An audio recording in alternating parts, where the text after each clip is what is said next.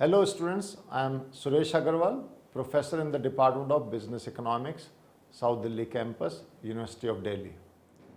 Students, after studying this module, you shall be able to know the meaning of balance of payments. You shall also be able to understand why countries maintain balance of payments accounts. I am sure you would also learn about the components and structure of balance of payments accounts. You would also understand why the balance of payment account must balance. I am sure we would also discuss and learn how balance of account or balance of payments account is recorded in India. And in final, we would learn how current account deficit may be financed. We are aware of the fact that the National Income Accounting Framework of a nation provides estimates of aggregate income and expenditure of a nation. Exports and imports of goods and services are recorded within this framework. However, it does not give a complete account of all the international economic transactions, such as those involving real and financial assets. A separate set of accounts are maintained by each country that record all international transactions between the government and residents of a country and foreigners, including foreign governments. These are known as balance of payments or BOP accounts. A clear understanding of BOP accounts is very important, as the progress of each nation is increasingly becoming dependent on how much it is integrated with the rest of the world, especially during this current era of globalization. The balance of payment accounts consist of two main components: current account and capital account. The balance of payments account provides information on important aspects of a nation's international position, financial position mainly. For example, it gives a picture whether a country is net debtor or a net creditor. Such information would be of interest to foreign investors, other trading countries, and international organizations. It is also useful for the government, as it can formulate economic policies, the domestic economic policies, accordingly. Let us study more on this in detail. The National Income Accounting Framework of a nation provides estimates of aggregate income and expenditure of a nation. Exports and imports of goods and services are recorded within this framework. However, it does not give a complete account of all the international economic transactions, such as those involving real and financial assets. A separate set of accounts are maintained by each country that record all international transactions between the government and residents of a country and foreigners, including foreign governments. These are known as the balance of payments accounts. A clear understanding of balance of payments accounts is very important, as the progress of each nation is increasingly becoming dependent on how much it is integrated with the rest of the world. The balance of payments account consists of two main components: current account and capital account. The balance of payments account provides information on important aspects of a nation's international position, example, whether it is a net debtor or a net creditor country.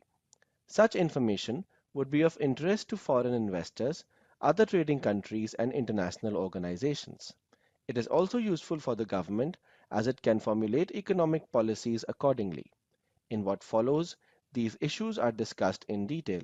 Balance of payments refers to a systematic record of a country's economic transactions, both trade and financial flows, with the rest of the world during a specific period, typically a year. The balance of payments account has two main parts: the current account and the capital account, separated by a line. Let us start by studying current account. The current account records transactions involving a country's trade in goods and services, including factor services, with the rest of the world, and it records payments made to and received from foreigners in this regard. Any transaction is recorded twice in the balance of payment account. In general, transactions involving the inflow of foreign exchange are recorded as a credit entry in the current account, with the corresponding debit entry appearing in the capital account. The current account has three main components: the balance of trade in goods and services, net investment income, and net unilateral transfers. You may note that the transactions involving trade in services, factor incomes, and transfers are also referred to as invisibles in the current account. Balance of trade in goods and services. The difference between exports and imports of goods by a country is captured by balance of trade, often called merchandise trade balance in the current account. The balance of trade may be positive, negative, or zero. A positive balance of trade indicates that the country's exports of goods exceed imports, and the country is said to have a surplus balance of trade in this particular case. On the contrary, when imports of goods exceed exports, the country has a negative balance of trade, which is very simple. I am sure we all understand this. The balance of trade in services is a part of invisibles, and it reflects the difference between a country's service exports and imports. It may also be positive or negative depending on whether the country is a net exporter or net importer of services. And it is similar to the trade in goods. Services include shipping, transportation, travel, tourism, banking, insurance, education, consulting, and other miscellaneous services such as software, etc. As we discussed earlier, in the current account, the value of exports is a credit as the exporter earned foreign exchange, representing an inflow of foreign exchange, while the value of imports is a debit as importers have to make payments in foreign exchange, representing an outflow of foreign exchange. Movement in trade balance impact on the demand and supply of foreign exchange with implications for the exchange rate, especially under the flexible exchange rate regime. The balance of trade in goods and services. The difference between exports and imports of goods by a country is captured by balance of trade, often called merchandise trade balance in the current account. The balance of trade may be positive, negative, or zero. A positive balance of trade indicates that the country's exports of goods exceed imports and the country is said to have a surplus balance of trade in this case. When imports of goods exceed exports, the country has a negative balance or trade deficit. The balance of trade in services, part of invisibles, reflects the difference between a country's service exports and imports. It may also be positive or negative, depending on whether the country is a net exporter or net importer of services. Services include shipping, transportation, travel and tourism, banking, insurance, education, consulting, and other miscellaneous services such as software. Another component is investment income. Indian residents may receive investment income such as dividends and interest on the foreign assets they hold, while foreign residents receive investment income on the Indian assets they possess. The former is recorded as credit and the latter as debit in the balance of payments account. Let us understand this with the help of an example. Dividend payments made by multinational firms operating in India to their shareholders abroad would result in a foreign exchange outflow, and it would be recorded as a debit entry in the current account.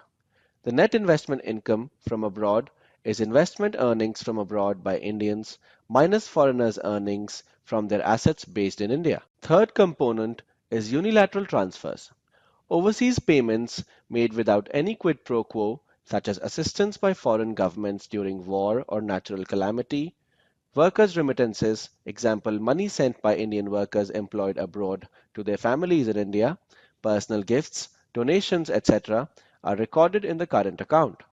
The net unilateral transfers are transfers received by Indians from abroad minus similar transfers sent to foreigners from India.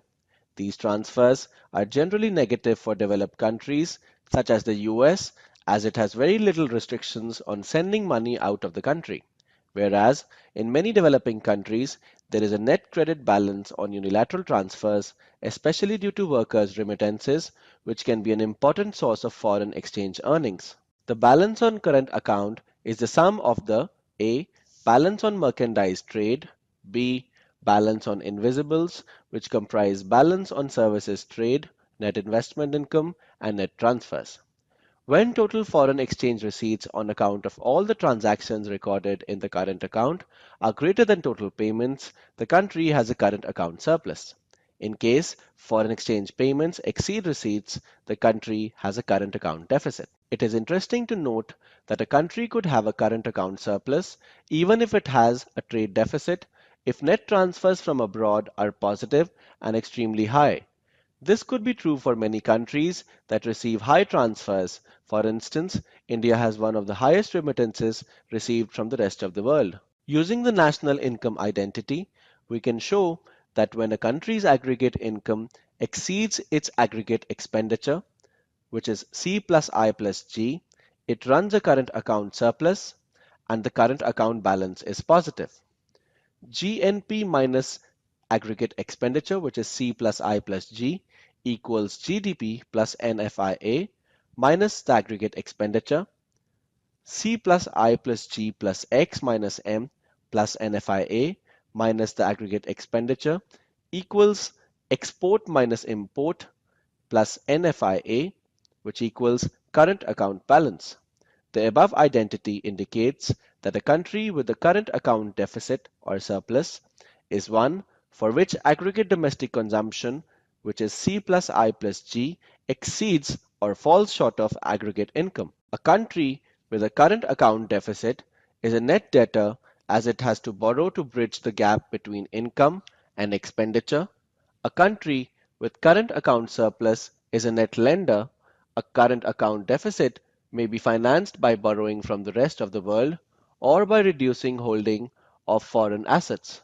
After discussing current account, let us now discuss the second account, which is known as the capital account. Transactions involving cross-border purchase and sale of real and financial assets are recorded in capital account. All transactions are recorded twice, once as a credit and once as a debit entry in the capital account. This captures the two aspects of each transaction. For instance, purchase of a foreign asset by a domestic resident involves an asset import against which there is a capital outflow. Payment made by the domestic resident for the foreign asset.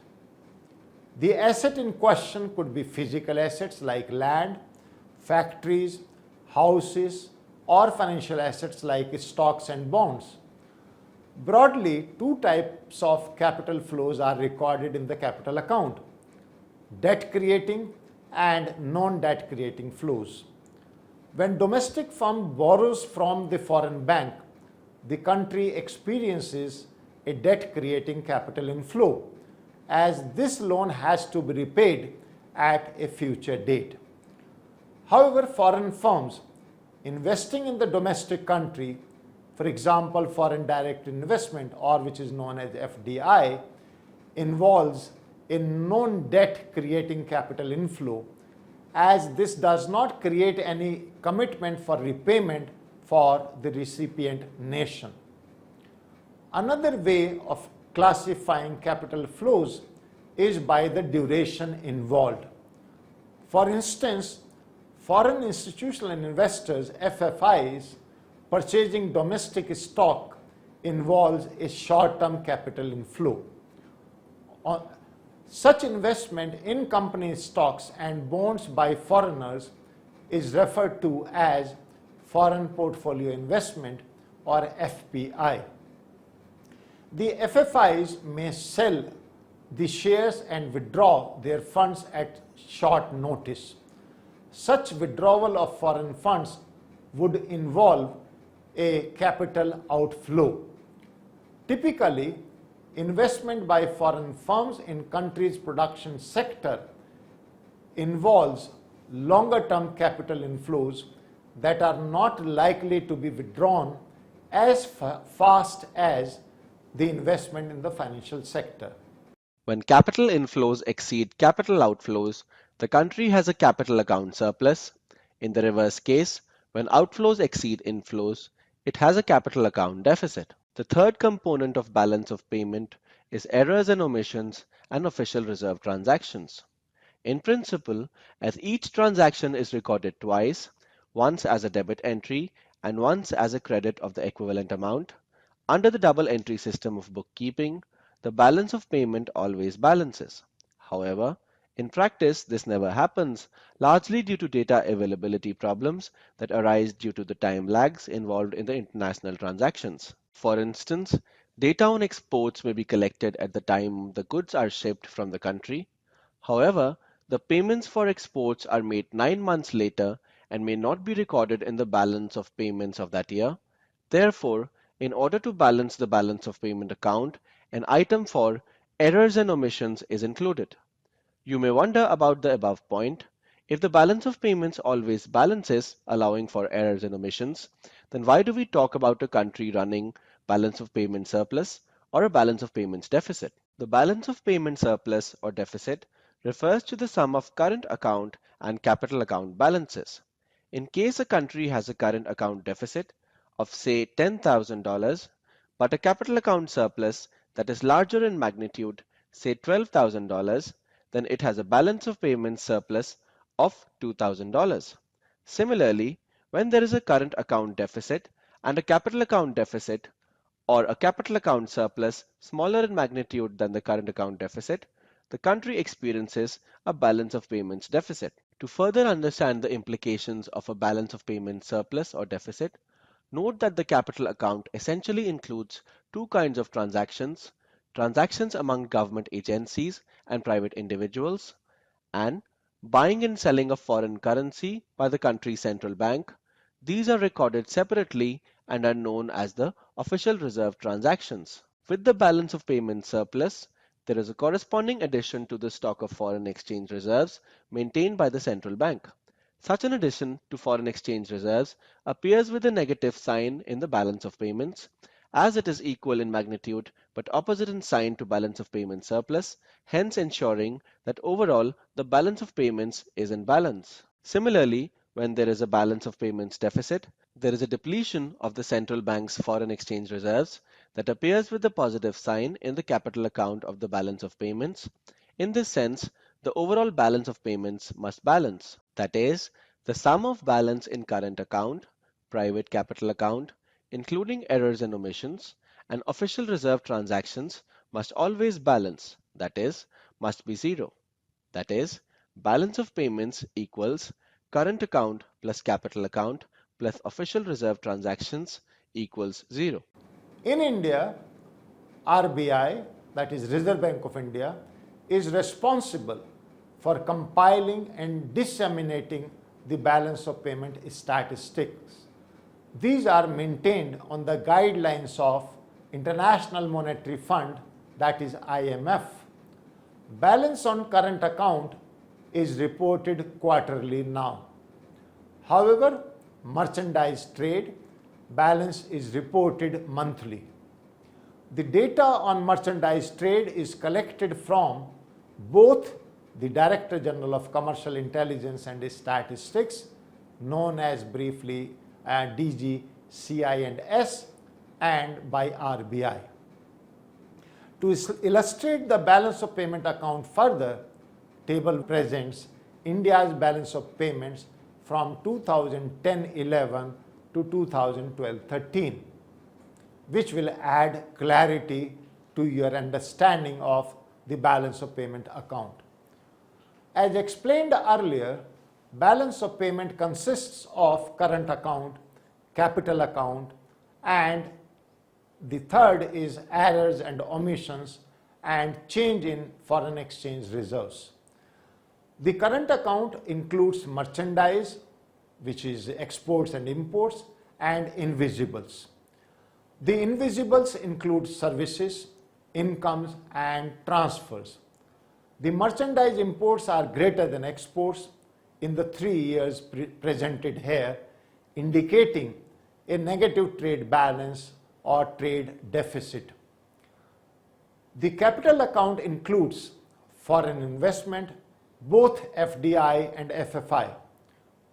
It also shows loans, which is external assistance, external commercial borrowing, and trade deficit or trade credit, and banking capital, which includes NRI deposits.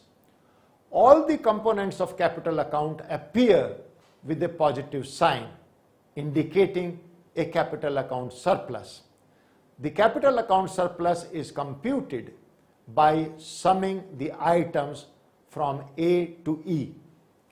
The overall balance of payments is the sum of current and capital account, which is item 5 in our table 1. As we can see from this table, it is positive in the year 2010 and 11 and in year 2012 and 13, while it is negative in year 2011-12. The positive overall balance has resulted in 2010-11 and 12-13 as capital account surplus exceeds current account deficit. As a result, there is an increase in the foreign exchange reserves by the same amount, which is shown by a negative sign in reserves, which is item 7 in table. Now that we have understood the working of balance of payment account, let us know the options available for a country to finance its current account deficit, which is our item 3 in the table. Another question that we need to ask is that how is current account deficit financed? We have seen that a country has a negative current account balance or current account deficit when its aggregate income is less than its aggregate expenditure.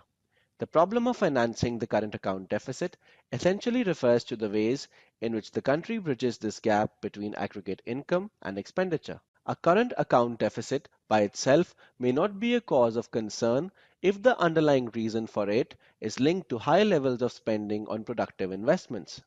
Such investments are likely to enhance productive capacity of the economy and hence create capacity for export and reduce the deficit in the long run. However, if the current account deficit is high due to unproductive expenditure on consumption, this may be problematic in the medium to long run.